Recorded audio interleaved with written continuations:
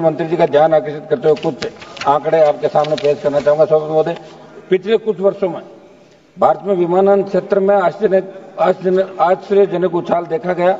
2014 में घरेलू यात्रियों की संख्या 60.7 मिलियन से बढ़कर 2024 में 161.3 मिलियन हो गई, जबकि इन समय अवधियों के दौरान अंतर्राष्ट्रीय यात्रियों की संख्या 43 मिलियन से बढ़कर 66.8 मिलियन हो गई। भारत के विमानों का बेड़ा 2014 में 329 से बढ़कर 2024 में 840 हो गया है। ऐसे में आपको जिलों में जहां संभावना है वहां हवाई पट्टियों के विकास के स्वरूप को तलाशते हुए घरेलू उड़ानों को शुरू करना चाहिए। सभापति महोदय, आज क्षेत्रीय संपर्क योजना के माध्यम से उड़े देश का आम नागरिक जैसी बातें तो आप कर रहे हैं, लेकिन दूसरी तरफ आप कुंभ का समय देख लें, कैसे एयरलाइन कंपनियों ने लूट मचा रखी थी। सरकार का कोई नियंत्रण एयरलाइन कंपनियों में नहीं था। यहां से लंदन जाना कुंभ से सस्ता था। सभापति जी, मेरे संसदीय क्षेत्र नागौर जिला मुख्यालय की बात करूं तो मैंने यहाँ हवाई सेवाएं शुरू करने की मांग की आपसे। उससे पहले भी मैंने करी। उड्डयन मंत्री जो थे 6 फरवरी 2025 को इसी सदन में आपने कहा कि 5 दौर की बोली लगने के बावजूद किसी भी एयरलाइन कंपनी ने नागौर में RCS उड़ान प्रचलन का प्रस्ताव प्रस्तुत नहीं किया। मंत्री जी, नागौर के सार्वजनिक निर्माण विभाग ने पूरी वस्तुस्थिति नागरिक उड्डयन विभाग राजस्थान सरकार को पूरी रिपोर्ट भेज चुका है। मेरी मांग है कि यहाँ व्याप्त कमियों को दूर करते हुए और आवश्यकताओं की पूर्ति करते हुए नागौर में हवाई सेवाएं शुरू की जाए। मेरे लोकसभा क्षेत्र का ही दूसरा जो जिला बना है डीडवाना कुचामन, डीडवाना के अंदर भी नई हवाई पट्टी का आप विकसित करें, विस्तार कराएं। पारदर्शिता की कमी। सभापति जी, ये विधायक एयरलाइन और लीज पर पट्टा देने वाली कंपनियों के लिए सुरक्षा बढ़ाने की बात तो करता है, लेकिन सरकार ने ये स्पष्ट नहीं किया कि सुरक्षा किस स्तर पर लागू होगी। क्या ये केवल कॉर्पोरेट कंपनियों के लिए लाभकारी होगा या आम नागरिकों की हवाई यात्रा से जुड़ी समस्या को हल करेगा? आप जब जवाब दें तो मंत्री जी इस बात का भी ध्यान रखें। घरेलू उद्योगों की अनदेखी। भारत सरकार इस विधेयक के माध्यम से विदेशी कंपनियों के हितों को प्राथमिकता दे रही है। ये विधेयक घरेलू विमानन उद्योग और भारत में निर्मित विमानों को बढ़ावा देने के बजाय विदेशी समझौतों के अनुपालना में अधिक रुचि दिखा रहा है।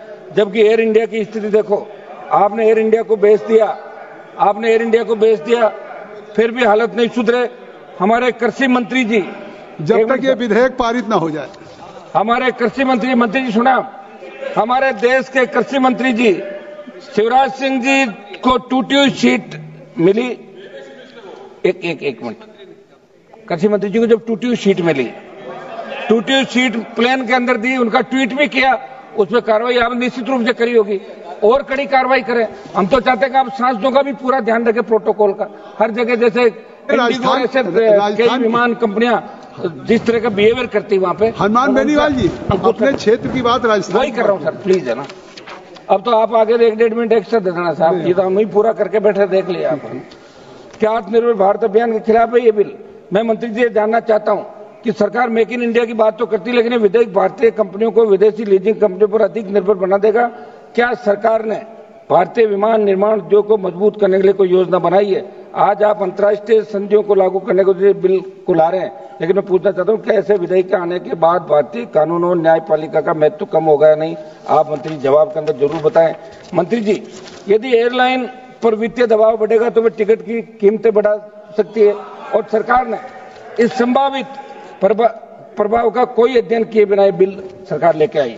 मंत्री जी, मैं कहना चाहूंगा, क्या विदेशी कंपनियों के हितों के संरक्षण के लिए बिल ला रहे हैं? काश मैं घरेलू कंपनियों के हितों का ध्यान आप रखते तो एयर इंडिया को नहीं बेचते तो शायद अच्छा संदेश जाता।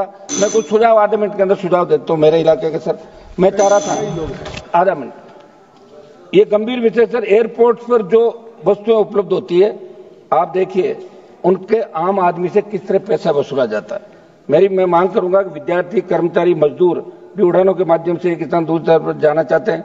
सरकार को रेट के नियंत्रण, जो टिकटों की कीमतें बढ़ती है, इसमें नियंत्रण कैसे सरकार रखे, इस ओर ध्यान देना चाहिए। धन्यवाद। कुछ विशेष सुविधाएं छात्रों को, मजदूरों को, हर व्यक्ति को मिले और समान रूप से जिस तरह आप रेल सेवा के अंदर करते हैं दूसरी सेवा में, वही विमान सेवा के अंदर आम आदमी कैसे सुरक्षित रहे, सुरक्षा का विशेष रूप से। एक मैं मांग ये करूंगा सभापति जी, हमने देखा कई बार विमान के अंदर में, एक बार जा रहा था, किसी की तबीयत खराब हो गई विमान के अंदर, तो एयरपोर्ट आप समाप्त करें, विमान के अंदर भी कृपया इमरजेंसी जहां हो वहां व्यवस्थाएं कैसे, आपको ध्यान रखना इस बात का। बहुत बहुत आपको धन्यवाद।